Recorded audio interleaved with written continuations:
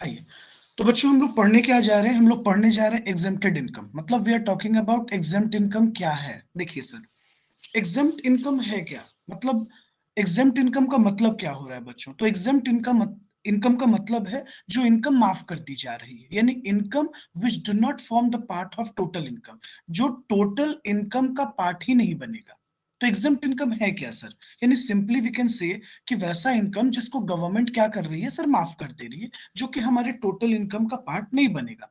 मतलब सर कि वो इनकम किसी भी हेड से बिलोंग करता हो, whether it belongs to a salary, whether it belongs to house property, PGBP, capital gain, income from other sources, तो वो उस इनकम को क्या किया गया है? एग्जेम्प्ट किया गया है। तो सर सिंपल हम ये भी तो कह सकते थे सर कि income which do not form part of total income, वैसा इनकम जो टोटल इनकम का पार्ट ही नहीं बनेगा। कहने का मतलब बच्चों कि वो टोटल इनकम में इंक्लूड नहीं किए जाएंगे, टोटल इनकम में नहीं जोड़े जाएंगे, टोटल इनकम में ऐड नहीं किए जाएंगे। तो सर अगर ये इनकम टोटल इनकम में ऐड नहीं किए जा रहे हैं, इंक्लूड नहीं किए जा रहे हैं, तो do not form part of total income, मतलब ये टोटल इनकम के पार्ट है ही नहीं। देखिए बच्चों, एग्जम्पशन और डिडक्शन में एक सबसे बड़ा फर्क क्या होता है कि डिडक्शन बाद में मिलता है, बट जो एग्जम्पशन होता है वो इनकम कभी इंक्लूड ही नहीं होता है, वो इनकम में जोड़े ही नहीं जाते, वो इनकम के पार्ट ही नहीं माने जाते। तो हम लोग बच्चों अभी सेक्शन 10 के सीरीज को पढ़ने वाले हैं। मतलब सेक्शन 10 में कौन कौन से इनकम को एग्जेम्प्ट कर दिया गया है, तो हम लोग उस सीरीज को देखेंगे। थोड़ा सा ध्यान दीजिएगा, अटेंशन दीजिएगा बच्चों। Any income earned which is not subject to income tax is called exempt income। मतलब बच्चों साफ कह रहा है which is not subject to income tax, मतलब अगर ये इनकम बच्चों एग्जेम्प्ट है तो जाहिर सी बात है इस पर टैक्स लगना नहीं है, क्योंकि ये टोटल इनकम का पार्ट बना ही नहीं बच्चों।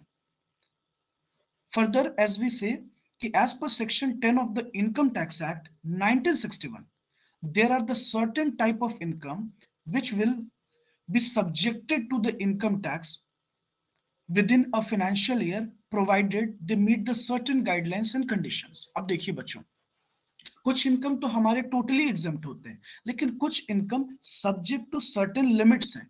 याद कीजिए, जब हम लोगों ने सैलरी में डिस्कशन किया एचआरए के बारे में, तो सर वो सब्जेक्ट टू सर्टेन लिमिट, वो कुछ लिमिट तक सर एग्जेम्प्ट कर दिए गए थे, तो सर्टेन लिमिट तक उसको एग्जेम्प्ट कर दिया गया था। देखिए बच्चों, तो हमारे पास कुछ लिस्ट है, कुछ लिस्ट को हम लोग एक बार ओरली रिव्यू करते हैं, फिर हम लोग फर्दर मूव करेंगे। जैसे बच्चों हमारे पास है एग्रीकल्चरल इनकम।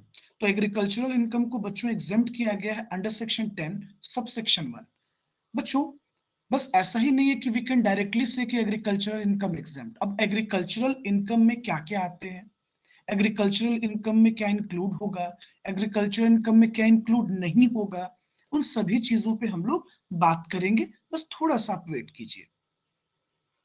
उसके बाद बच्चों हम कहते हैं एनी सम रिसीव्ड बाय को पार्सनर फ्रॉम एचयूएफ। बच्चों एचयूएफ के जो को पार्सनर हैं, जब वो किसी भी सम ऑफ अमाउंट को रिसीव करते हैं फैमिली इनकम से, तो ये भी एग्जेम्प्ट कर दिया गया है बच्चों अंडर सेक्शन 10 सबसेक्शन 2 में। Next we can say share of income from firm.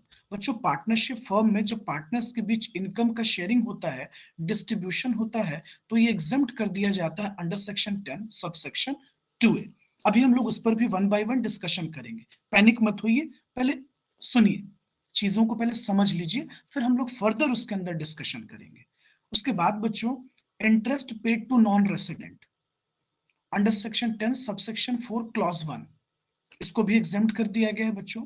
Interest paid to non resident और नॉन रेसिडेंट एक्सटर्नल अकाउंट में, एनआरआई अकाउंट में बच्चों, तो अंडर सेक्शन 10 सबसेक्शन 4 क्लॉज 2 में इसको एग्जेम्प्ट कर दिया गया है। Interest paid to a person of Indian origin who and who is non resident, तो इसको भी एग्जेम्प्ट कर दिया गया है बच्चों अंडर सेक्शन 10 4B में।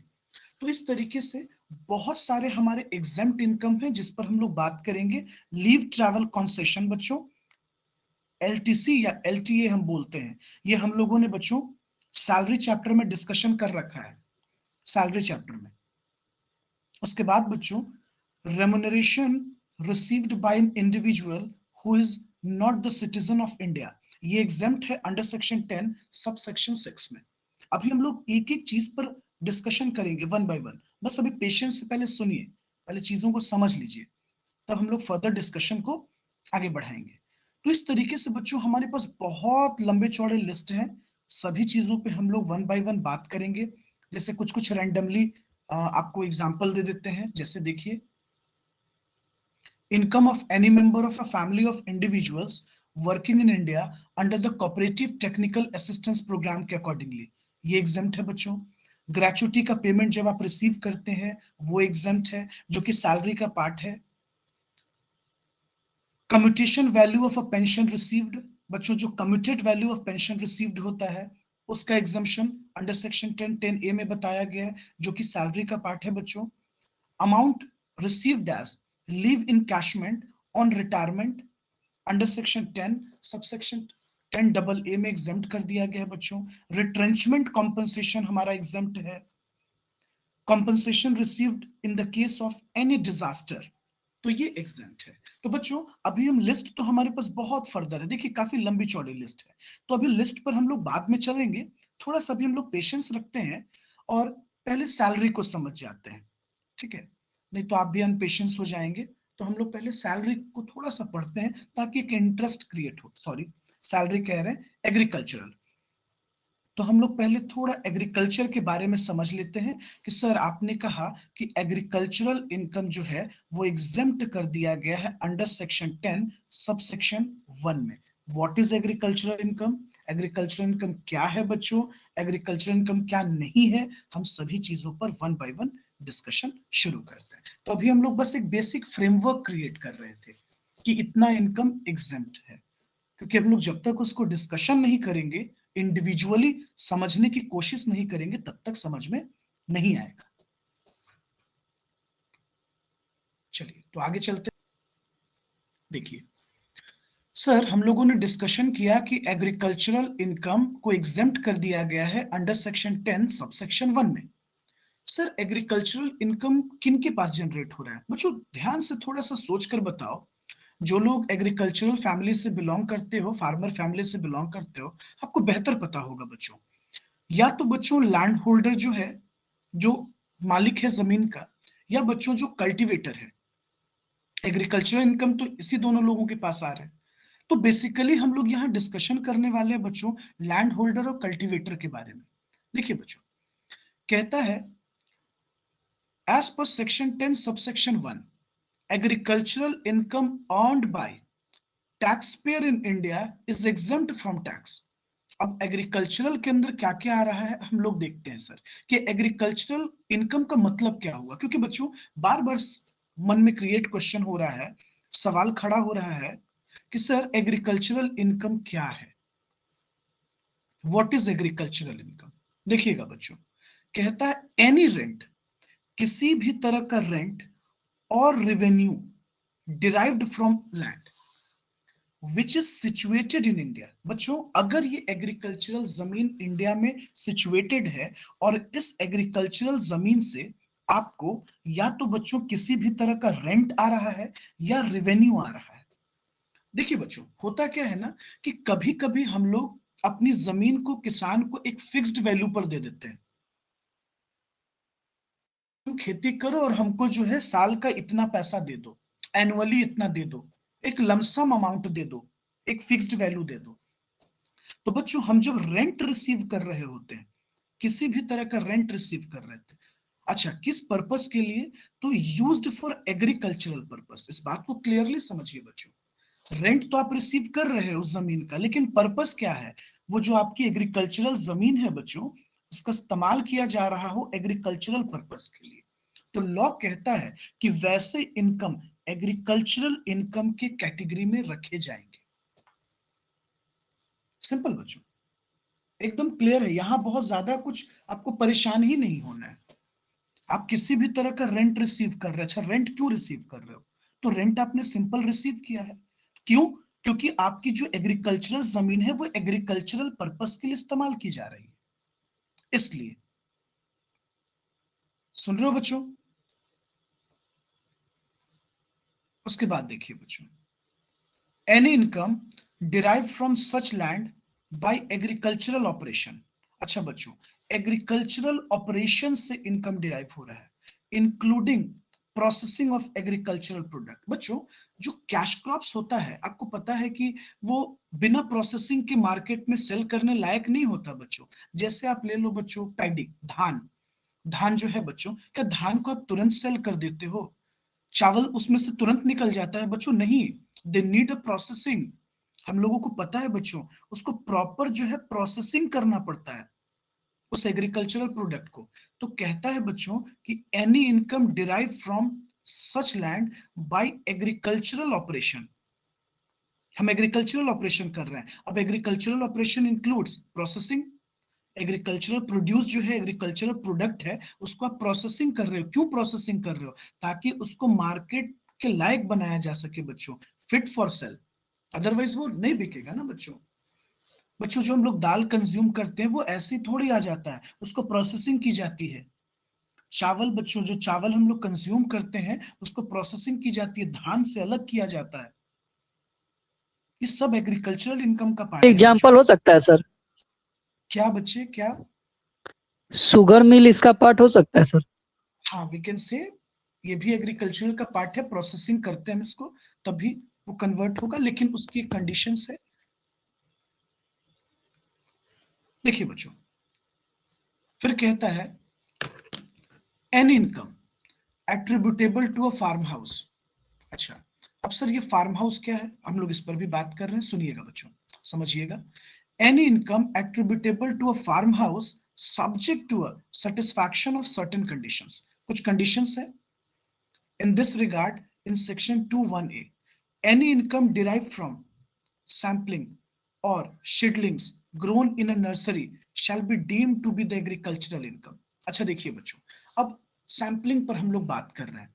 बच्चों, जो लोग फार्मर फैमिली से बिलोंग करते हो, आपको पता होगा कि बच्चों धान कभी भी तुरंत एक बार खेत में नहीं लगता, उसको अलग से बच्चों सैम्पलिंग की जाती है। वहां लगाए जाते हैं बच्चों, छोटे छोटे पेड़ होते हैं, फिर उसको वहां से एक्सट्रैक्ट किया जाता है और फिर उसको सेल किया जाता है बच्चों, और फिर किसान वहां से खरीदते हैं और उसको बुआई करते हैं बच्चों एक सर्टेन डिस्टेंस पर, एक एक बराबर दूरी पर। बच्चों, आपने देखा होगा कि धान की बुआई की जाती है।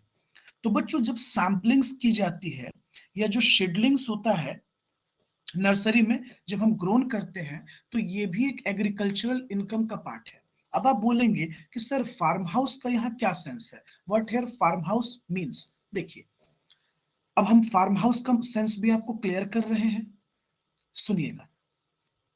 आइए फार्म हाउस को समझ। अभी जस्ट हम लोगों ने पढ़ा कि income from agricultural house property. अच्छा सर, यहाँ फार्म हाउस की बात हो रही थी, तो सर फार्म हाउस के सेंस में ये किस तरीके से एग्जेम्प्ट है? बच्चों, एक एग्जांपल समझिए। आसपास के बहुत सारे ऐसे फार्मर्स हैं, मान लीजिए बहुत सारे फार्मर्स हैं जो अपने एग्रीकल्चरल प्रोडक्ट को आकर यहाँ रखते हैं। जैसे मान लीजिए बच्चों, किसी के पास ट्रैक्टर्स होगा या एग्रो मशीनरीज होगी, एग्रो मशीनरीज होगी, तो बच्चों ये क्या बार बार आएंगे? मान लीजिए इनका घर काफी दूर है इस एग्रीकल्चरल प्लेस से, तो बहुत सारे फार्मर्स हैं जो अपने एग्रो मशीनरीज को आपके फार्म हाउस पर लाकर रख देते हैं, और ये लोग एक सर्टेन रेंट आपको दे रहे हैं। सभी लोग क्या कर रहे हैं बच्चों? एक सर्टेन रेंट पे कर रहे हैं, एक सर्टेन रेंट बियर कर रहे हैं। समझिएगा बच्चों, ये जो रेंट बियर किया जा रहा है, ये रेंट भी एग्रीकल्चरल इनकम का ही पार्ट है। लॉ कहता है बच्चों कि ये एग्रीकल्चरल इनकम है। क्यों? क्योंकि ये जो आपने फार्म हाउस बनाया, ये farm house for the purpose agricultural house property है। क्यों बच्चों? तो इसमें आप एक एग्रीकल्चरल प्रोडक्ट को स्टोर कर रहे हो, और ताकि ये आपके एग्रीकल्चरल वर्क को थोड़ा आसान कर दे, या बहुत सारे फार्मर्स को इससे बेनिफिट हो रहा है, वो अपने एग्रो मशीनरीज को यहाँ लाकर स्टॉक कर रहे हैं और फिर जाकर अपने काम को पूरा कर रहे हैं। तो ऐसे सिचुएशन में ये जो इनकम, जो रेंट जनरेट हो रहा है, ये रेंट कौन सा रेंट है बच्चों? एग्रीकल्चरल है।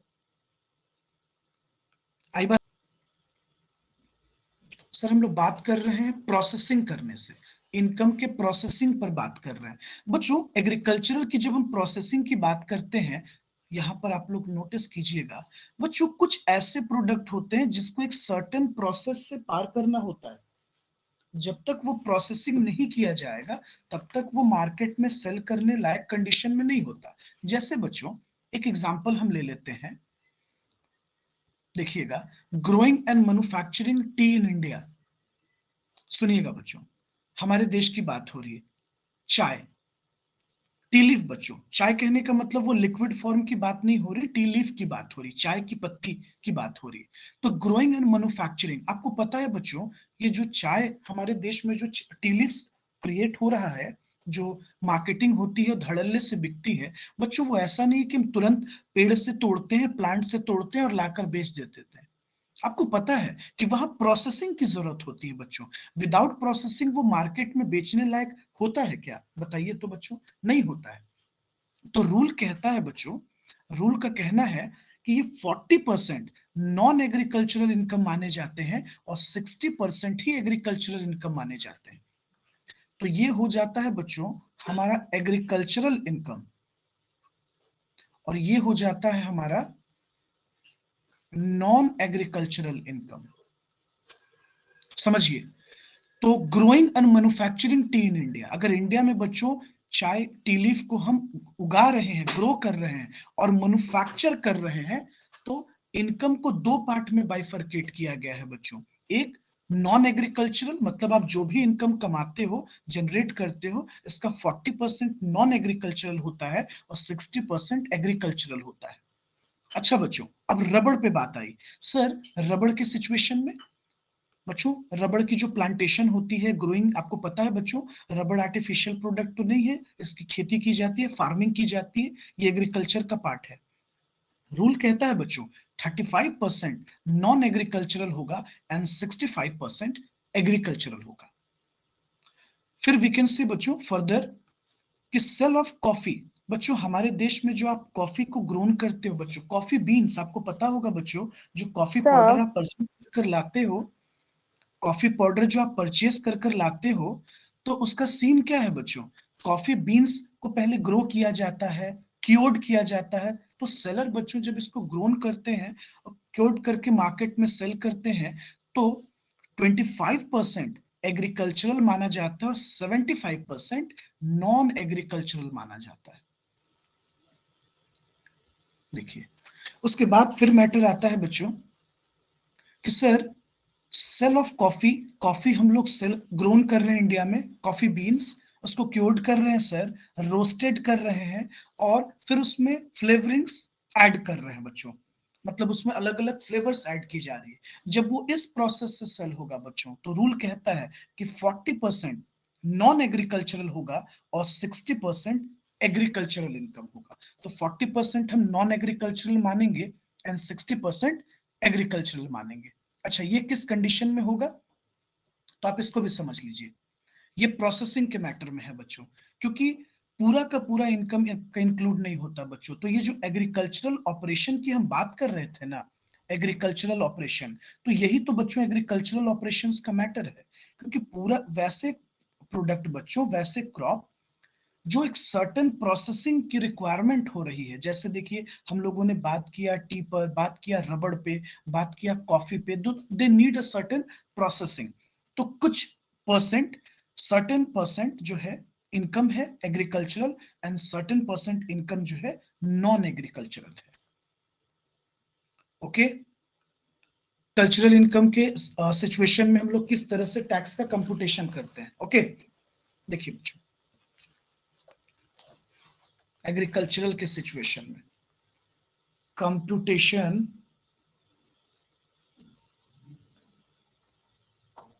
Computation of tax. देखिए स्टेप वन में आपको क्या करना है बच्चों, सबसे पहले टैक्स कैलकुलेट कर लेना है। तो टैक्स ऑन टोटल इनकम, जो भी टोटल इनकम आया है बच्चों, इंक्लूडिंग एग्रीकल्चरल, इंक्लूडिंग एग्रीकल्चरल। अब आप बोलोगे कि सर एग्रीकल्चरल इनकम तो एग्जेम्प्ट है, बच्चों इसको बाद में ऐड करते हैं तो एग्रीगेट इनकम कहलाता है ना, उस पे आपको पहले टैक्स कैलकुलेट कर लेना है स्टेप 1 में। ओके, स्टेप 2 में क्या करना है, स्टेप 2 में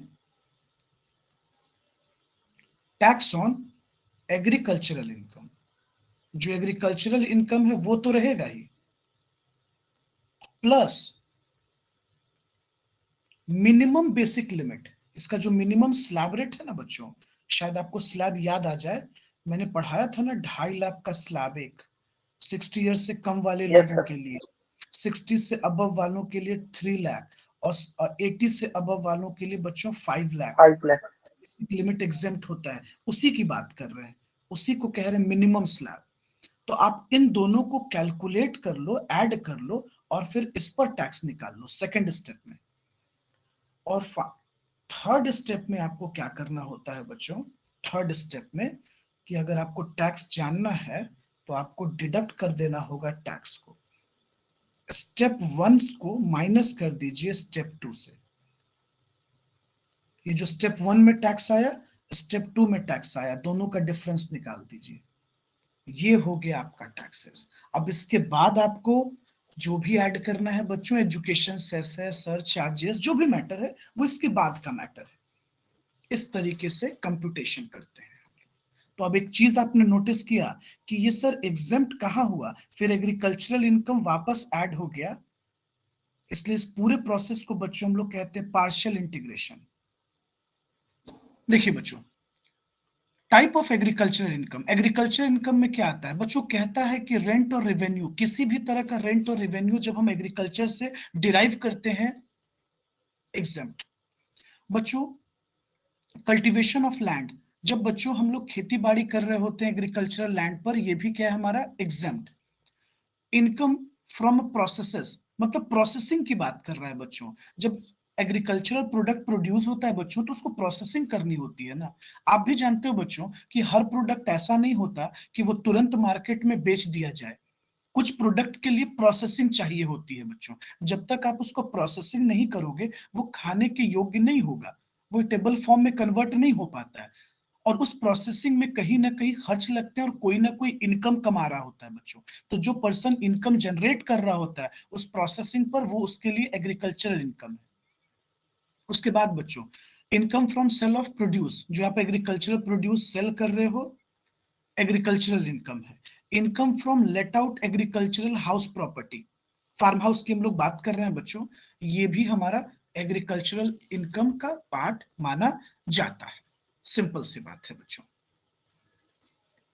और एग्रीकल्चर जो लैंड है वो हमेशा एग्रीकल्चरल पर्पस के लिए इस्तेमाल होना चाहिए, must be used for agricultural purpose.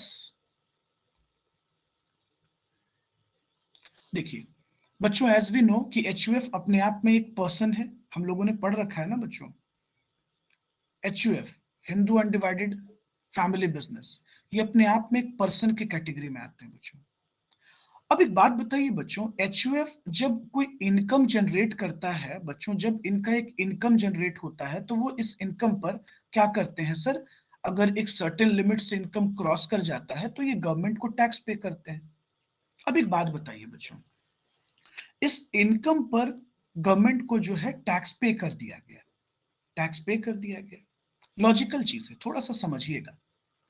Hindu undivided family business जो भी इनकम जनरेट करती है और अगर ये इनकम टैक्सेबल लिमिट में आता है बच्चों, सर्टेन स्लैबरेट लिमिट से पार करता है तो इस पर टैक्स लगेगा।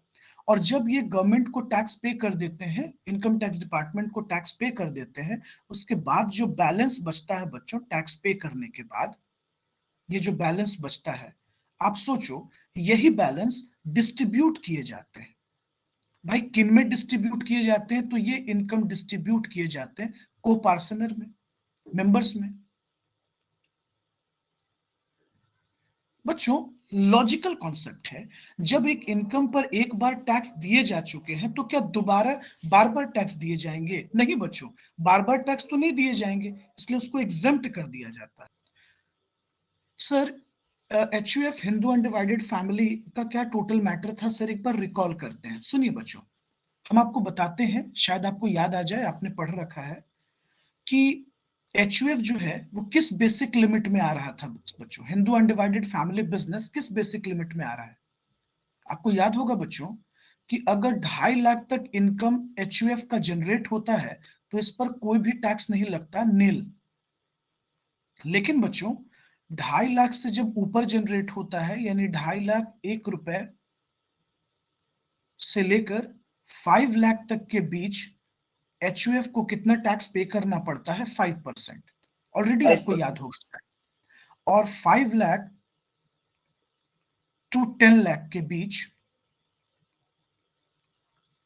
हम कितना जनरेट करते हैं बच्चों? 20%। 20%। और अबव 10 लाख, 10 लाख से अबव अगर हम बात करते हैं बच्चों, तो इन पर स्लैब रेट आ जाता है 30% का। तो सवाल ये खड़ा हुआ बच्चों कि अगर हिंदू अनडिवाइडेड फैमिली बिजनेस का 2.5 लाख से ऊपर इनकम होता है तो ये स्लैब रेट में आ जाएंगे और इनको कहीं ना कहीं गवर्नमेंट को क्या पे करना पड़ेगा? टैक्स। अब एक बात जरा आप देखो, तो इनका जो टोटल इनकम है, जो भी टोटल इनकम है, अगर ये स्लैब रेट से ऊपर है तब तो ये सबसे पहले टैक्स पे करेंगे गवर्नमेंट को। तो बच्चों जो भी इनका टैक्स बनता है, जो टैक्स लाइबिलिटी बनती है, टैक्स लाइबिलिटी पे करने के बाद जो बैलेंस पैसा बचेगा, जो बैलेंस फंड बचेगा बच्चों, इनकम बचेगा, ये इनकम बच्चों डिस्ट्रीब्यूट होता है को पार्सनर में। ये पैसे डिस्ट्रीब्यूट होंगे किन में? को पार्सनर। तो बच्चों सेक्शन 10 सबसेक्शन 2 कहता है कि एनी सम रिसीव्ड बाय को partner from Hindu undivided family business, ये एग्जेम्प्ट है। क्यों बच्चों एग्जेम्प्ट है? क्यों? क्योंकि इस इनकम पर ऑलरेडी टैक्स दिए जा चुके हैं और टैक्स पे करने के बाद फिर वो इनकम जब डिस्ट्रीब्यूट हो रहा है तो वो ऑलरेडी टैक्स पेड अमाउंट है। बच्चों एक इनकम पर 2 बार टैक्स नहीं लग सकता ना। आप ही सोचिए, जेन्युइन बात है, एक ही इनकम पर आप 2 बार टैक्स नहीं लगा सकते, इसलिए बच्चों ये इनकम एग्जेम्प्ट हो जाता है। बच्चों कहता है a share of income from firm. बच्चों फर्म से जब पार्टनर्स को शेयर मिलता है तो वो एग्जेम्प्ट है। एक बात समझिएगा बच्चों, ये एक पार्टनरशिप फर्म है, हम लोग एक एग्जांपल ले रहे हैं बच्चों। बच्चों इस पार्टनरशिप फर्म में 3 पार्टनर हैं, मान लीजिए ए, बी और सी। बच्चों सेक्शन 10 सब सेक्शन 2A कहता है कि ये जो पार्टनर शेयर रिसीव कर रहे हैं, इनकम का जो शेयर रिसीव कर रहे हैं, ये एग्जेम्प्ट है, ये एग्जेम्प्ट है। अब आइए इस बात को पहले समझिए आप लोग, ये पूरा मैटर क्या है। देखिए बच्चों, हमारे देश में जितनी भी पार्टनरशिप फर्म्स हैं बच्चों, या फिर एलएलपी हो, लिमिटेड लाइबिलिटी पार्टनरशिप हो, सुनना बच्चों, जितनी भी पार्टनरशिप फर्म है और एलएलपी है, लिमिटेड लाइबिलिटी पार्टनरशिप, इनको कितना टैक्स पे करना पड़ता है बच्चों? तो इनको फ्लैट, इनके लिए फ्लैट रेट है टैक्स का, वो है बच्चों 30%। 30% फ्लैट रेट है। ये बात ऑलरेडी आपको पहले से भी पता है। अब एक एग्जांपल समझिए बच्चों कि ये पार्टनरशिप फर्म ने इनकम जनरेट किया, इनके टोटल इनकम आ गए होंगे बच्चों, जो भी इनकम होगा मैटर नहीं करता, तो इनकम जनरेट हो गया बच्चों। इस पार्टनरशिप फर्म ने सबसे पहले क्या किया कि टैक्स पे कर दिया बच्चों, टैक्स लाइबिलिटी तो बनेगी ना, तो जो भी इनकम पर टैक्स बना ये उन्होंने पे कर दिया। अब बच्चों जो टैक्स पे करने के बाद जो बैलेंस अमाउंट बच रहा है वो तीनों पार्टनर में डिस्ट्रीब्यूट हो गया, ए, बी एंड पार्टनर सी।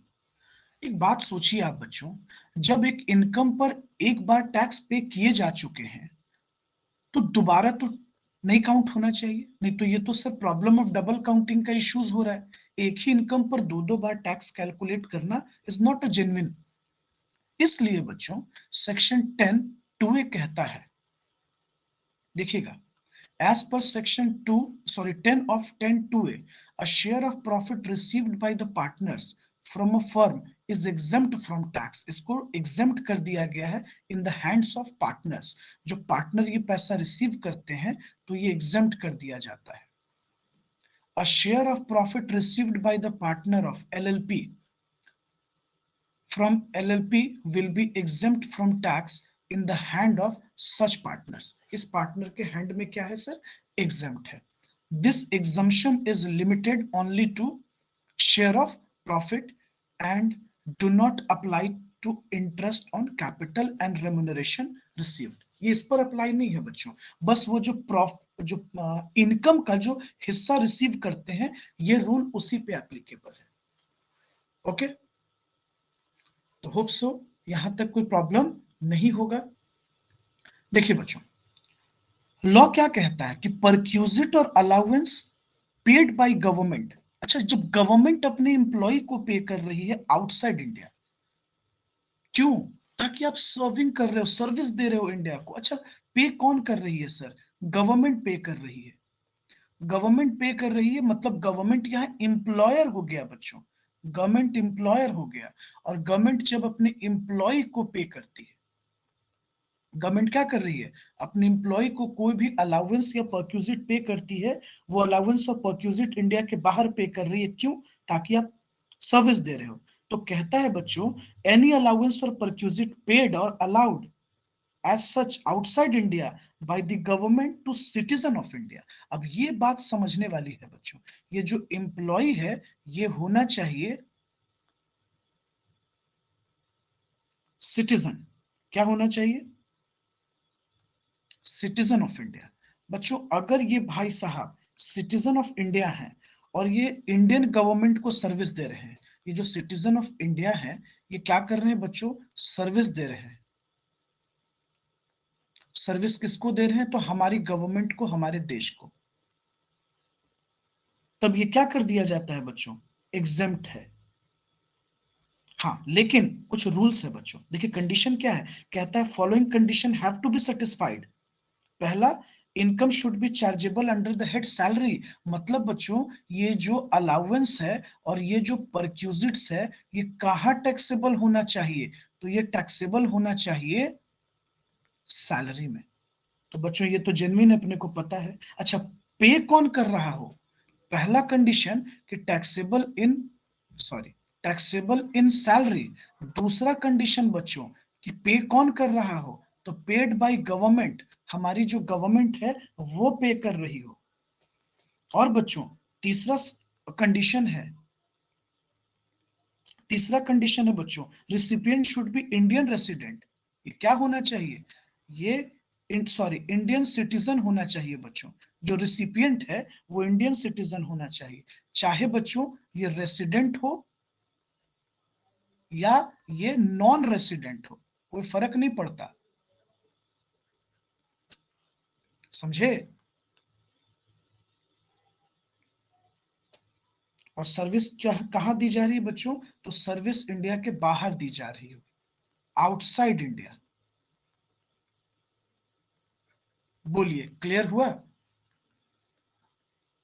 देखिए बच्चों, एग्जामिशन का सेक्शन क्या बोलता है कि अलाउंस और परक्यूजिट रिसीव्ड आउटसाइड इंडिया। तो एग्जेम्प्ट है, किस सेक्शन में एग्जेम्प्ट है? देखिए फिर से एक बार समझिए, अंडर सेक्शन 10 सबसेक्शन 7 में कंडीशन क्या है बच्चों कि जब ये अलाउंस और परक्यूजिट इंडियन गवर्नमेंट पे करती है, मतलब इंडियन गवर्नमेंट यहाँ एम्प्लॉयर है, और जो रिसिपिएंट है बच्चों, जो एम्प्लॉय है वो क्या होना चाहिए? Employ should be Indian origin का होना चाहिए, मतलब सॉरी इंडियन सिटीजन होना चाहिए, चाहे वो रेसिडेंट हो या फिर नॉन रेसिडेंट हो बच्चों। पेयर शुड बी, अब पेयर कौन हो? गवर्नमेंट हो, मतलब पेड बाय गवर्नमेंट, तो पेयर गवर्नमेंट है। अच्छा, क्यों मिल रहा है? तो service should be rendered outside India, India में नहीं बच्चों, इंडिया के बाहर, रेंडर्ड आउटसाइड इंडिया, यानी दूसरे देशों में आप सर्विस दे रहे हो, यानी आप इंडियन गवर्नमेंट को या हमारे देश को सर्विस दे रहे हो। तब ये अलाउंस और परक्यूजिट क्या हो जाते हैं? एग्जेम्प्ट हो जाते हैं। Sir, payment from statutory provident fund कहता है कि अंडर सेक्शन 10 सबसेक्शन 11 में एग्जेम्प्ट है। देखिए हम आपको थोड़ा याद दिलाते हैं एसपीएफ का पूरा मैटर। शायद आपको याद आ जाए। सर आपने बताया था कि एसपीएफ के बारे में, स्टैट्यूटरी प्रोविडेंट फंड के बारे में, कि सर जब एसपीएफ अकाउंट में एम्प्लॉयर का कंट्रीब्यूशन होता है बच्चों, जब एम्प्लॉयर कंट्रीब्यूट करते हैं, कंट्रीब्यूशन करते हैं, तो जो भी पैसा एसपीएफ अकाउंट में ट्रांसफर होता है, ये इनकम आपका एग्जेम्प्ट इनकम है, ये एग्जेम्प्ट हो जाता है बच्चों। आपने सैलरी में पढ़ा होगा। फिर दूसरा मैटर आपने पढ़ा है कि जब टर्मिनेशन पर आपको लमसम अमाउंट मिलता है, मतलब जब आप पैसा विड्रॉ करते हैं, जॉब छोड़कर जाते हैं रिटायरमेंट पे या टर्मिनेशन पर, तो ये जो लमसम पेमेंट रिसीव करते हैं, ये जो पैसा आपको मिलता है रिटायरमेंट पर या फिर जॉब स्विच करके दूसरे पे जाने पर, वो जो विड्रॉ कर कर, तो वो पैसे भी तो बच्चों एग्जेम्प्ट होते हैं, एग्जेम्प्ट फ्रॉम टैक्स। तो सेक्शन क्या बोलता है बच्चों? सेक्शन 10 सबसेक्शन 11 कहता है कि एसपीएफ कंट्रीब्यूशन पर जब एम्प्लॉयर कंट्रीब्यूशन देते हैं, आपको आपके सैलरी में कंट्रीब्यूशन देते हैं एसपीएफ अकाउंट में, तो ये भी पैसा एग्जेम्प्ट होता है, ये इनकम में इंक्लूड नहीं करते हैं। और जब लमसम पेमेंट हम लोग रिसीव करते हैं, किस समय बच्चों? At the time of retirement या फिर टर्मिनेशन ऑफ सर्विस,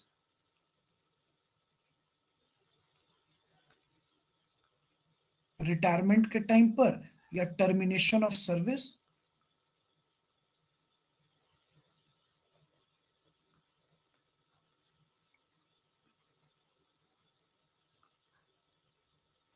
या सर्विस के टर्मिनेशन पर जो लमसम अमाउंट रिसीव्ड होता है, वो भी एग्जेम्प्ट हो जाता है बच्चों, एग्जेम्प्ट फ्रॉम टैक्स। इसको भी एग्जेम्प्ट कर दिया गया है, तो ये हम लोग पहले भी जान चुके हैं और जानते थे बच्चों। उसके बाद देखिए फिर कहता है बच्चों next, payment from recognised provident fund. बच्चों आरपीएफ से जब हम पेमेंट रिसीव करते हैं, तो आरपीएफ का पेमेंट भी क्या है सर? एग्जेम्प्ट कर दिया गया है अंडर सेक्शन 10 सबसेक्शन 12। आपको आरपीएफ याद है बच्चों? सैलरी में आपने पढ़ा है Exempt RPF. 12% of salary, sir. हाँ, exempt up to 12% of salary, याद होगा आपको। एम्प्लॉयर कंट्रीब्यूशन जो है बच्चों, वो एग्जेम्प्ट है up to 12% of salary, up to 12% of salary. याद आया? और एक मैटर और है बच्चों, जब आप लमसम पेमेंट रिसीव करते हैं at the time of retirement,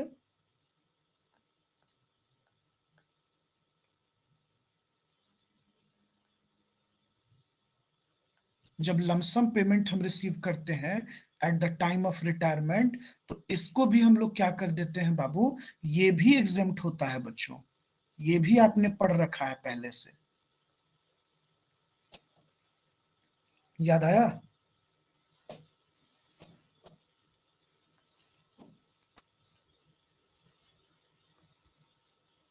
उसके बाद देखिए बच्चों, फिर देखिएगा, पहले कुछ कुछ डिफरेंट पॉइंट उठाते हैं जो आपने नहीं पढ़ा है। उसके बाद अलाउंस ऑफ एमपी, एमएलए और एमएलसीज। बच्चों जो एमएलए एमपी है, उनको जो अलाउंसेस पे हो रहा होता है, वो क्या है सर? एग्जेम्प्ट है। वो क्या कर दिया गया है?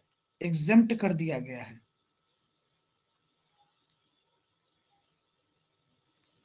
फिर हम लोग फर्दर देखते हैं बच्चों। उसके बाद कहता है बच्चों कि pension receive by certain winners of gallantry awardee. बच्चों आपने गैलेंट्री अवार्डी में सुना होगा, जैसे परमवीर चक्र, महावीर चक्र, इस तरह के जो गैलेंट्री अवार्डी हमारे देश के होते हैं, जैसे किसी को एक अवार्ड मिला हुआ है, परमवीर चक्र है, महावीर चक्र है, शौर्य चक्र है, तो ये गैलेंट्री अवार्डी में आते हैं बच्चों। तो जितने भी गैलेंट्री अवार्डी होते हैं, उनको जो भी पेंशन दी जाती है, वो एग्जेम्प्ट कर दिया जाता है बच्चों अंडर सेक्शन 10 सबसेक्शन 18 में। तो गैलेंट्री अवार्डी में थोड़ा कंफ्यूजन आपको होगा, वो हम आपको क्लियर कर दे रहे हैं। जैसे आपने सुना होगा कि हमारे जो सेना के कोई जवान हैं जो शहीद हो जाते हैं, तो उनके मतलब एक गैलेंट्री अवार्ड उनको दिया जाता है। तो उस सिचुएशन में जो भी पेंशन मनी दी जाती है वो सभी के सभी अंडर सेक्शन 10 सबसेक्शन 18 में क्या कर दिए गए हैं बच्चों, एग्जेम्प्ट कर दिए गए हैं। ओके,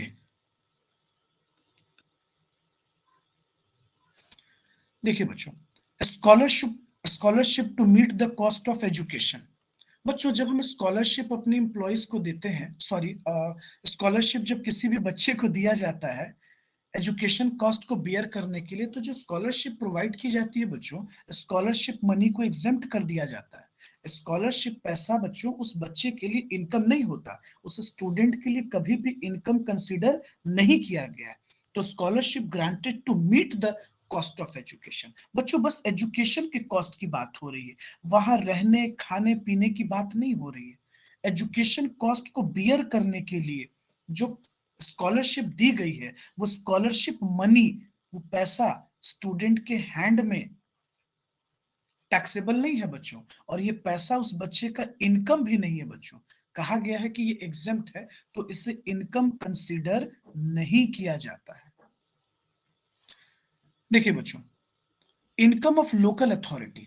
बच्चों लोकल अथॉरिटी का जो इनकम है, अब आप बोलेंगे सर लोकल अथॉरिटी में क्या आया, जैसे बच्चों पंचायत, मान लीजिए आप पंचायत, या अगर हम बात करते हैं बच्चों municipality, municipality, cantonment board, cantonment board, तो बच्चों ये लोकल अथॉरिटी है। तो इनकम फ्रॉम लोकल अथॉरिटी जो है वो एग्जेम्प्ट कर दिया गया है अंडर सेक्शन 10 सबसेक्शन 20 में। अब आप बोलेंगे कि सर कौन कौन से इनकम को एग्जेम्प्ट कर दिया गया है बच्चों, जैसे इनका income from HP house property, income from capital gain, और इनकम फ्रॉम अदर सोर्स। बच्चों इतने इनकम को एग्जेम्प्ट कर दिया गया है। Income from house property, income from capital gain, income from other source, इन सभी इनकम को एग्जेम्प्ट कर दी जाती है अगर लोकल अथॉरिटी ने जनरेट किया है। लोकल अथॉरिटी के एग्जांपल बच्चों जैसे पंचायत हो गया, म्युनिसिपैलिटी हो गई, कैंटोनमेंट बोर्ड हो गया, तो इन सभी के इनकम को क्या कर दिया गया है, एग्जेम्प्ट कर दिया गया है बच्चों। अब आपको एक्सप्लेन करना है, तो एक्सप्लेन में आप क्या करेंगे, सबसे पहले तो आप लोकल अथॉरिटी का मतलब बताएंगे। Here local authority includes panchayat, municipality and cantonment board. अब इनकम का सेंस है बच्चों कि मतलब इन लोकल अथॉरिटी का बच्चों व्हाट इनकम इंक्लूड्स, इनकम के अंदर क्या आएगा, तो हाउस प्रॉपर्टी का इनकम बच्चों, कैपिटल गेन से जो इनकम जनरेट होगा और जो अदर सोर्स से इनकम जनरेट होगा वो एग्जेम्प्ट कर दिए गए हैं। उसके बाद बच्चों इनकम ऑफ साइंटिफिक रिसर्च। बच्चों जितने भी अप्रूव्ड साइंटिफिक रिसर्च ऑर्गेनाइजेशन है उन सभी के इनकम एग्जेम्प्ट कर दिए गए हैं अंडर सेक्शन 10 सब सेक्शन 21 में। इस इनकम को क्या कर दिया गया है, एग्जेम्प्ट। ये सभी इनकम हमारा एग्जेम्प्ट है। चलिए बच्चों आज के लिए इतना सफिशिएंट है।